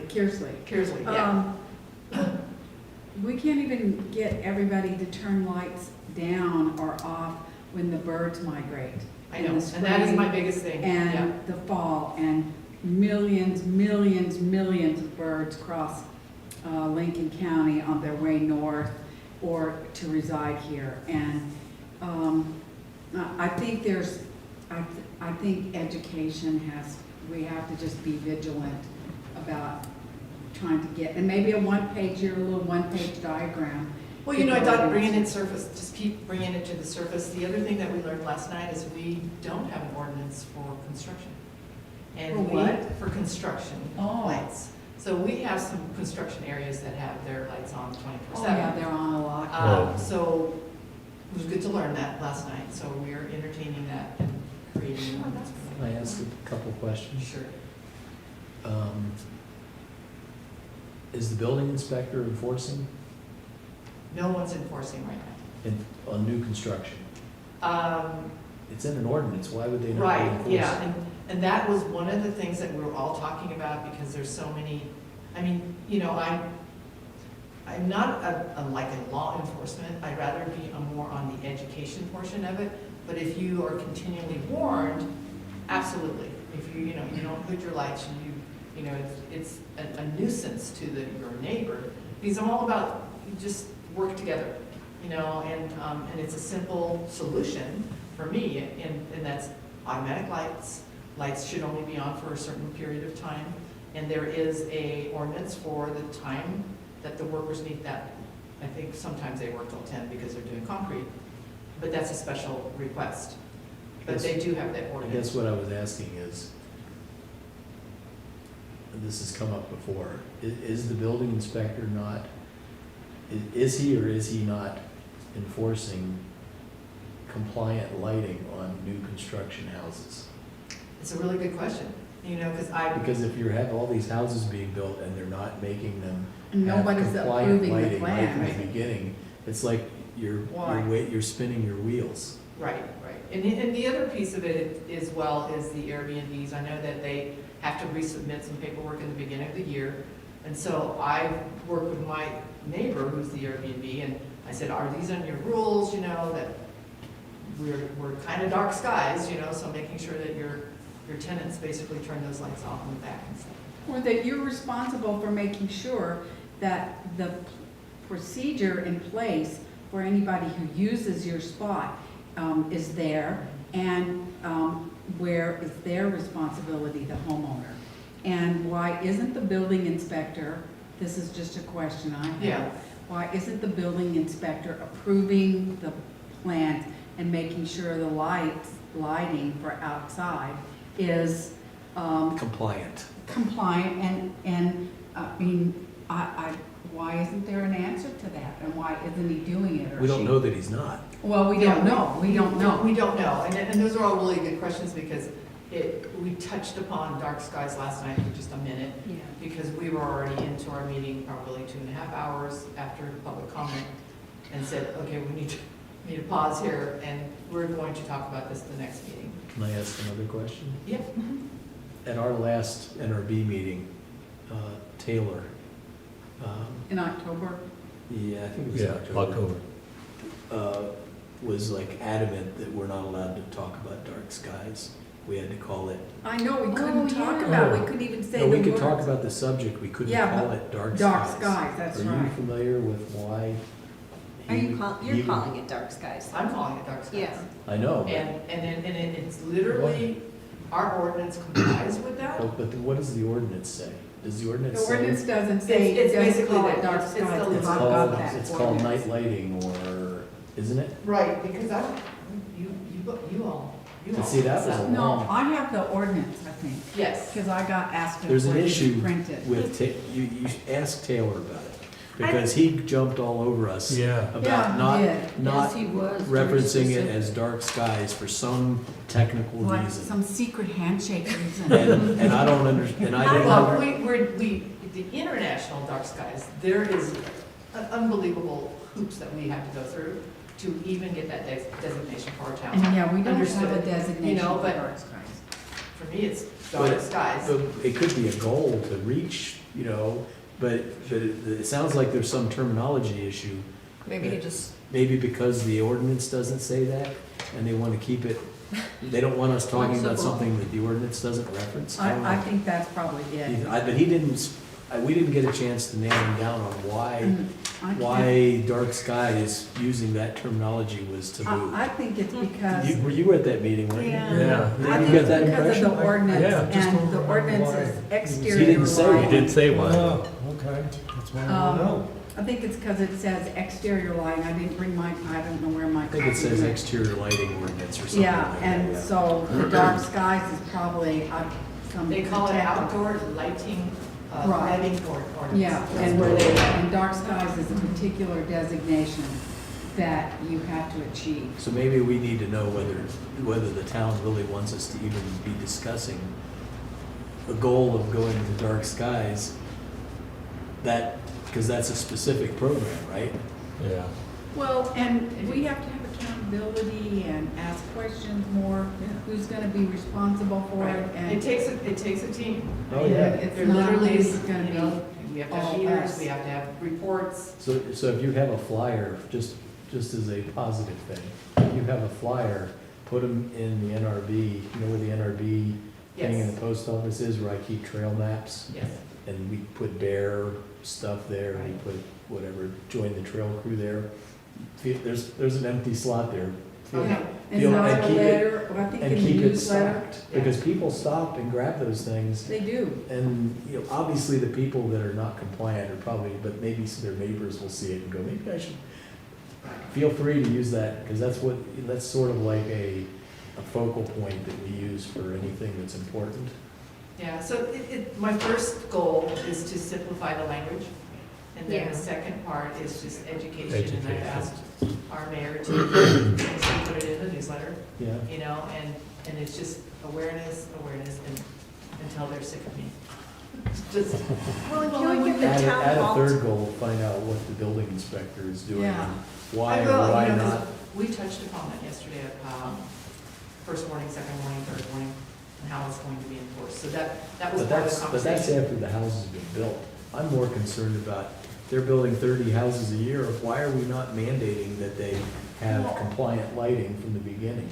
Or maybe they are, do you know? I know. don't, I mean, I can certainly ask Yeah, Scott. it's worth asking. 200 I'm sure he's- something for, residences that are gonna be built up there. Oh, absolutely, I'm all over that. And so I would really be interested in a copy of your little one-page Absolutely. program, I will do and that too. I think posting it like our little one-page education things on, and, If I remember right, when I first moved here, there was light bulbs handed out. The town Was that, sponsored, they funded, if I'm not Or was it mistaken, Lower Valley? they would pay for people to change their light fixtures at Hmm. one point, going way Oh. back. Oh, I know Do you we remember actually that? had light bulbs. Do you remember that? I don't remember Maybe that. that Yeah. was I don't remember. I There was remember a- I have- L- we have- Lower Valley Valley, for they would energy send you- efficiency.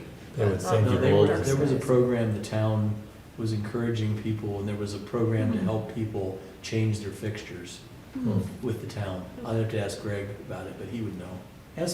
Ask Greg, so I'm not the only one Okay. bugging him. He will get an immediate answer. Yeah. Who's Just, Greg? Who's the Greg guy? Greenhoe is the former chair of the Oh, NRB. gosh. And I know. He I- probably we- created I- that He handout. created that He handout. created the Okay. handout, so Yeah. he I will bet you know, he Good did. job. he will know everything about this. So we should ask him. Well, and Yeah. the other question I have is what about our town buildings? Are they in compliance with? Okay, so, And that's one thing I covered yesterday as well. okay. Because, you know, I drive by it and I'm like, we're not in compliance, so. This let's building fix that. isn't for sure. So we need to fix that. That's Right, fixable. So, yes, and I'm stirring the pot, but you know what, it's already written. That's how I look at it, the Yeah. outdoor lighting, you know, ordinance. There's an And then ordinance. we go one step further to apply for the international dark skies, and I know that's a lot. But, you know, it's all baby steps. It's a goal. Well, It's a goal. It's a good goal. before we do that, I we like like to it. have some way to figure out if it's enforceable and change the language in the ordinance that holds accountability, and there's a step, and we can educate people about the steps and then make somebody accountable. Because why apply for dark sky designation if there's nobody to make sure that people are gonna be compliant with it, you know, new building and stuff like that. So that sounds like a good plan. I mean, a good idea. Yeah, and I did get a lot of positive feedback last night because we had the public here last night. So they're excited to hear about that. And, you know, we heard some feedback about the issues they're having right now with neighbors and things like that too. So it came across well, and if I can get them to be on my committee to really kind of monitor and just see where we are right now. Because we need a baseline of how out of compliance we really are. And I'll bring that report back up and just say, okay, what are we gonna do about it? Good. That sounds great. Wow. Thank you. Glad you came. Thank Oh, you so yeah. much. Thank you. Glad you came. So passionate about it. Well, that's good. That's very, Good people with passion. Well, because migrations are gonna be starting here pretty soon. No, winter's gonna return, they're not gonna migrate. Right. Nobody's, the birds They've gonna already say, stayed "We're on gonna here. go No, around we these guys, still have because we Raleigh. can't see." I know. Coming to work here. Well, my tagline is, I'm the voice for the voiceless. I'm an animal crazy person. But thank you. thank you. for coming. You bet. Rick had mentioned that dark skies and, about, and then he talked, he wanted to say something about the application of Mountain Estates for, Can I pass this out, because this is the ordinance that he kind of oh, okay, yeah, sure, quoted in, yeah. can you share it? The part of the NRB objectives that apply to this topic. I don't have one for everybody, if you could That's share. okay, we'll share. Yeah, If you- I just need a copy of it.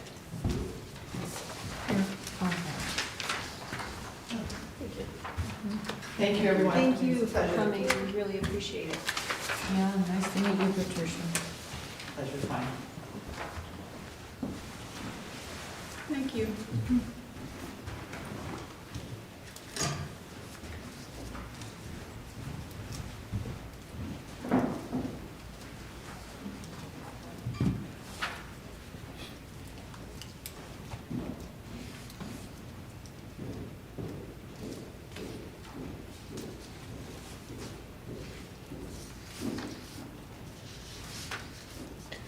Yeah, I know he had, I think he sent me this copy here also in his email. Uh-huh. But, it's already starting to be a hot topic in this town. I know that, What is that? the mountain estates. Oh, yeah. Yeah. I wasn't at the coffee with the mayor, but I know somebody that was there Tuesday morning. He said there must have been 30, 35 people. the parking lot. Yeah, last night's meeting,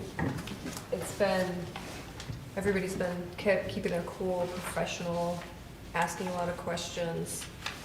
But from my understanding of people that have been at both, no positive, like, nobody's like, yeah, let's annex them in. So it's a lot on the town council side too, but we're waiting for public, we're waiting for the planning commission to kind of give us their feedback before we. Before you have. I mean, more- we are in the know and doing our own research too, but it's coming from them, but. And then you have 3 episodes of public comment, and then you make a decision based on the public comment. Well, Yeah, there's a whole line of, we have up to 180 days to make a determination on the application. We're just making sure we have all the right, they're checking all the boxes, and they have to do that within 30 days, I think, of their application. And it's based on Wyoming state law. Isn't it something related to the state that you have to? For follow an through? annexation request, Yeah. yeah, like they You have have, to like, say- this is what you have to, It's come good for up the with. town or not good for the town? Right. Based on what you come up with Yeah. for your data. a list of items that have to be. Okay. And that includes, infrastructure, impact like roads and Impact. water. Yeah. And sewer, septic, all of that. Yeah. And that's what the town's doing right now, right? Yeah, Trevor's And getting a lot of handling it. documentation on that, and the planning commission Good, and as well. then the public or other people will have access to all that information. Yeah, and yeah, I would just be continuing to keep yourselves here, and if you can attend town council meetings or planning Oh, yeah. commission meetings, highly encourage the Yeah. citizens to be involved. Yeah. So what I think Rick was wanting was for us as an NRB to make a statement to the town on whether we think this is gonna stretch our natural resources, or, is it gonna be a positive or a negative, looking at our soils and weeds and wildlife? Well, It's, I don't think. It's too do we soon. not have- I we don't think have it's too enough soon, but information yet. it's kind of varying, it's kind of pushing to there's the, like, a lot of the weeds that are over here on, where they dug up the water, they put the water line in, then they brought this other dirt back in, and that's where the weeds just grow, that one swath. The spotted knapweed, that's what's all in there. And it just follows that line where they dug the water line. See, that's gonna happen.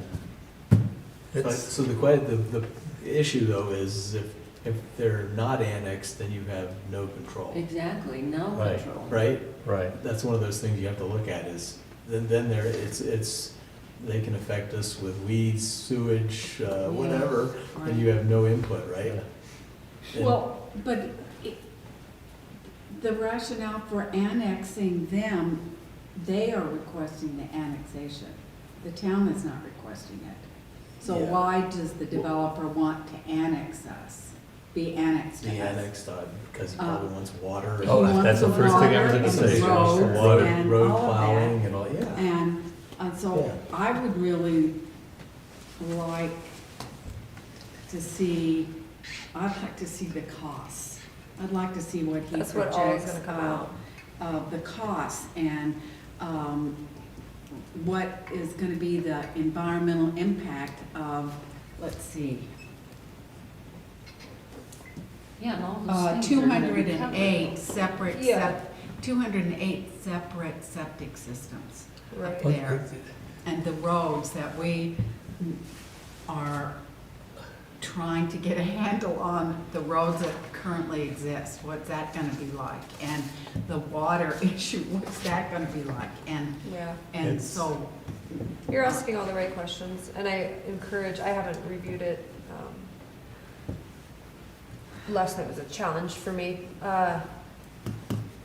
which could talk to you guys about later, but Yeah. I couldn't make it to the meeting last night, but I have heard that they recorded it, and I would encourage a lot of citizens to go in and, to go and look at. because it'll give you some ideas of, because Dirk was answering questions and of why he's being annexed, and a lot of your same questions were kind of thrown at him last night, so.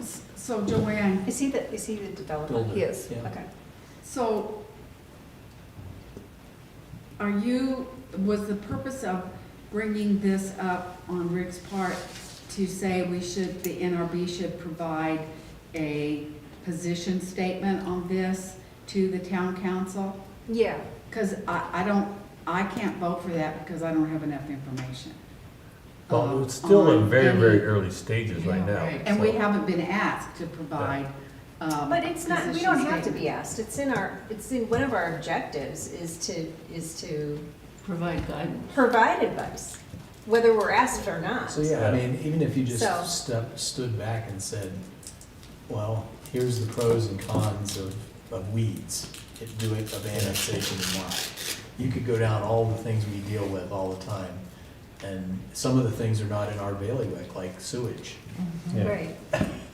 Somebody's gonna be looking Mhm. at that. yeah. Oh, Yeah, so from the NRB's perspective, I mean, you would just look and say, give an input on, would it be good or would it be bad to have them under our auspices or not? well, and all I'm saying from things is I need more information before I could Yeah, legitimately I don't think support that. I don't think you're saying you want them to be annexed or not. I think you're just gonna say, consider This these, will have an impact. these This is a- NRB issues will be impacted, some positively, some negatively, just to throw into the decision-making process, right? Isn't that what we're saying? I think you guys have a Yeah, huge it is platform. exactly what I'm Yeah. saying. From a town council perspective, this is my first day here, you guys have a completely different perspective that maybe hasn't even been thought about, the weeds, and so my advice is to Bring come to this the up. meetings, continue to develop that list of like what your pros and cons are, and if you come to a consensus as a board of like, this outweighs, or yay or nay, this is what our suggestion is from an NRB perspective with this objective. I think That would be absolutely town helpful, council I would. think. Yeah. For Understood, yeah. instance, you could say, it's gonna add this many miles of road to what we have to pay to be sprayed, and it's gonna cost us this much. That would just be one data One, point. Yeah. Now, the bad news is it's gonna cost you extra to do all that, right? And the good news is, now you're not gonna have all those weeds blowing into town from an area that's not controlled, because we don't know whether they would ever control the weeds there or not, you just don't know, right? No, we don't So, know. that's just one example Is he of, gonna go ahead with the development if he doesn't Yeah, get the the county's- annexation? the county's given him permission. Well, they Interesting. haven't given them necessarily permission, it's applying for annexation, right? He's No, no, been no. approved for phase one, but Oh, he my has some goodness things sake. that he's already in to phase one, but in order to go to the next phase, he has to meet some requirements, and one of them is an emergency access gate off of Vista from the town. And there's some other things, I can't off the top of my head. But he has been approved to move forward on this phase. Which is how many houses? It's on the very short side of, because he's planning to build all the way up Oh, here. yeah. I mean, there's townhouses. So I it's still, don't wanna it's still speak some off. of the single family stuff that he's building, right? Single family and then the The quad- townhouses. The quadplexes or Yeah. whatever, like the Yeah. one he built there. There's a couple of those in phase one. I would have to. So go it's back. not guaranteed that he is gonna build the whole thing out. I mean, if he can't No. afford to, if it doesn't make sense to him financially. It's on like a 50-year plan Right. for a full build out. But I mean, he can always, phase by phase, if he gets phase one finished and And he can- the county allows him to go to phase two, obviously that timeline, but I think his original plan is like 50 years out. 5-0 years? 5-0. Yeah. It's an extraordinary amount of time.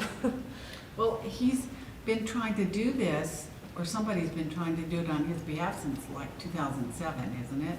He's applied for an annexation before. I think at 18. It's been a while. There's a lot of information.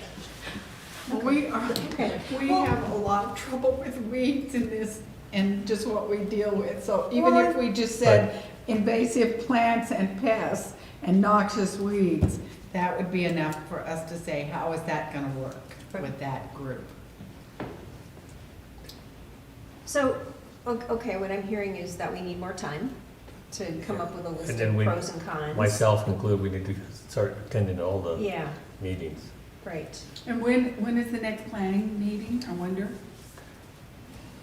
I am not sure. Well, in all of them, you can see, You I can go think- online and watch. It's on the it. website. Yeah, Yeah, but it'd be impactful if we yeah, we're there. come Right, with our little sheet. Yeah. right. I think they've talked a lot about communicating more efficiently and better than just, hey, there's a planning meeting tonight, which prior to yesterday, how many people attended that meeting? Like, not very many people. The I public didn't know would- about it, otherwise Yeah, I would and have. that's what I think came out of that too last night, was better communication. This is going to have a huge impact on our town, so. I really appreciate the emails that we are getting, Yeah. though, with notifications. of Yeah, I think they're meetings. trying to It's really nice. step up the Yeah. communication and So that's Facebook good. stuff and. Yeah, that's better than it's ever been. Mhm, Yeah. we have. Okay, so I'm hearing, yeah, maybe put this on for next meeting to discuss some more. Is Okay. that? And is then that what okay? about, and find out when the next planning committee is. Yeah, Well- and make sure And that we start we going. can I'll tell you what, decide, try when to I go to go that. online and we'll find out, then I'll send an email Okay, to us that's all. great, Victor, thank you. Okay. I'm excited. And then, okay, we're good? Yes. And then the other one he wanted to talk about was the Roundup. Mhm. Now, I don't know where he's, I think this is just regarding the garden circles, so that we don't spray inside the fence. You know how we had all the weeds Yeah, last year, we yeah. had to spray the ground. So if we get an early start on the weeds, we should be able to pull them out. I mean, they were in pretty good shape in fall. There weren't that many weeds inside. So because we I'm- sprayed So inside. he's not, well, Yeah. I pulled them all summer long. I Well, but sprayed, you were the only one, Joanne. Many of the People did other, around there. But- Some, not think- everybody did. no, but I think it's easy to stay on top of, from my If we perspective. pull them. If I pull them Yeah. early spring, so they don't get so Yeah. big. And then he's not talking about the trails out Yeah. there. Oh, He's yeah. just talking about the garden circle Okay. area. Well, I don't think, did we use Roundup inside the gardens? Yes, we did. Victor, I we did. had huge I weeds think- I sprayed one time. once. Yeah, Mhm. so I think inside the garden circles, but either people who rent the garden spots have to step up and take care of their, because are you Yeah. gonna, should we appoint you as the official weed puller? We can't do that, that's not right. No, but I think along with me being one of the weed pullers, and I would say 40% of the tubs of the garden, people pulled weeds around theirs, because I never had to go pull weeds in those areas. Well, but So, you didn't get the complaints that I did. And about weeds? about weeds and Oh. pulling weeds and dog poop and different Well- things, and so. About part of- asking them to pull weeds, or they thought it was too much, or? Yeah. All of the above. Joanne, Okay. I mean, people are not as accommodating as they could be. Being And recorded. you can say, people are responsible for the weeds around their tank, but other gardeners sent me emails about the weeds and about other things. And so that's why best practices, Yeah, we can encourage that.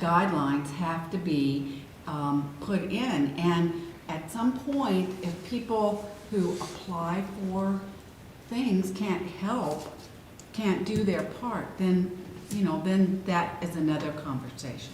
Right. But I don't think Joanne should be the official weed puller But lady. you said that, you have that It's not- sheet that they read through and they have And to they sign sign. it, and, Is there a blurb in there about the weeds? yeah, Okay. and maintain around, and so now we're gonna have to add, because people didn't clean their tanks up, and one gardener brought animal poop and put it in the dirt.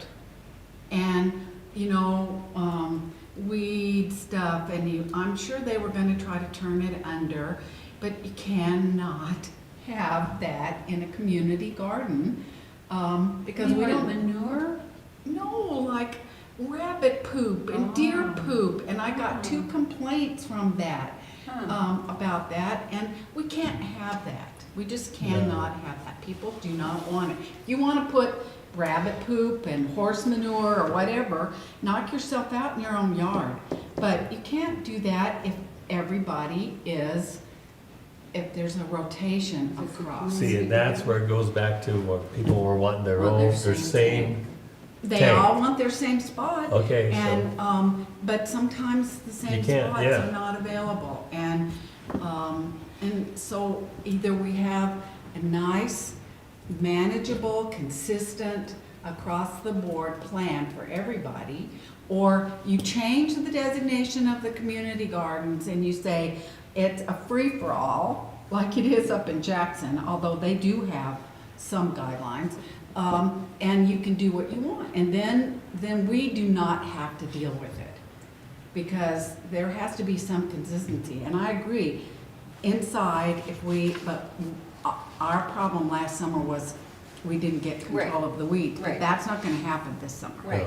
The weeds So are gonna I think go. it's an easy thing to say, we're gonna try not to spray Roundup Okay. in the garden circles, but it's A-okay we need to be able to do it on the trails around Yeah. there. or around the outside of the Yes, The berms. yeah. berms.